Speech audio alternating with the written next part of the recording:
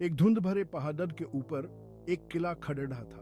बहुत पुराना था और रहस्यों से भरा हुआ। लोग फुसफुसाते थे एक छुपे हुए खजाने के बारे में। बहुतों ने ढूंढा था पर कोई उसे नहीं पाया। किले को फुसफुसाता हुआ किला के नाम से जाना जाता था। उसकी दीवारें फुसफुसाती हुई लगती थीं, बीते हुए जमाने की कहानियां सुनाती हुई। पर क्या ये फुसफुसाते हुए शब्द खजाने तक ले जा सकते थे? लिलियन एक जवान एक्सप्लोरर थी। उसे एडवेंचर बहुत पसंद था। एक दिन उसे एक पुराना नक्शा मिला। ये फुसफुसाते हुए किले के छुपे हुए खजाने का रास्ता दिखाता है। लिलियन जानती थी कि ये आसान नहीं होगा।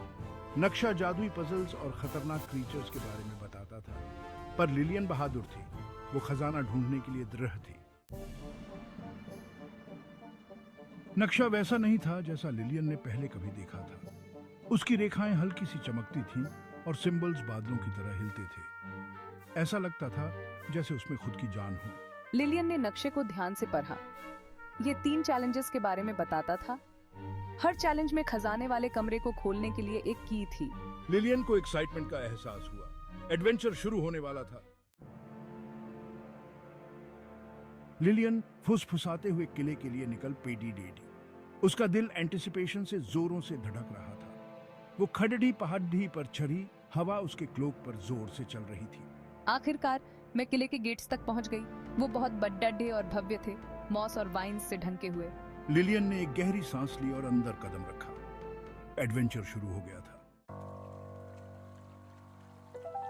किले के अंदर लिलियन ने खुद को एक लंबे गूंजने वाले हॉलवे में पाया। ये क्या आवाजें हैं? जैसे ही वो चली, उसने दीवारों से फुसफुसाहट सुनी। वो रिडल्स में बात करती थी, उसकी विजडम को परखती हुई।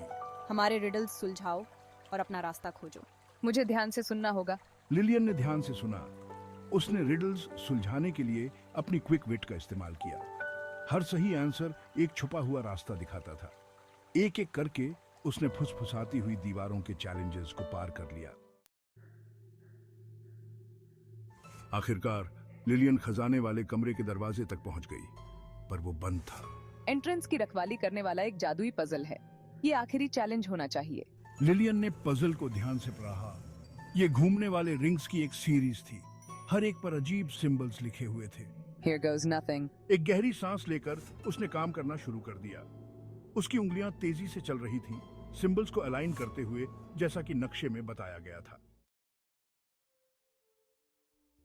पजल अपनी जगह पर क्लिक हो गया। दरवाजा एक भारी ठट के साथ खुल गया। ये क्या है? लिलियन हक्की बक्की रह गई। खजाने का कमरा सोने या जूल से भरा हुआ नहीं था।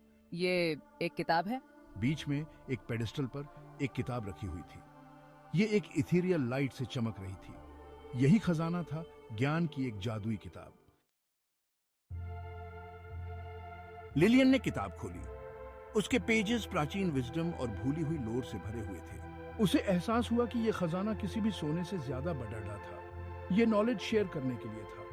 S1, ये नॉलेज, ये अनमोल है। असली खजाना किताब नहीं है, बल्कि वो नॉलेज है जो इसमें है, और वो पावर है जो दुनिया को बदल सकती है। लिलियन किले से चली गई, किताब की विजडम सबके साथ शेयर करने के लिए तैयार।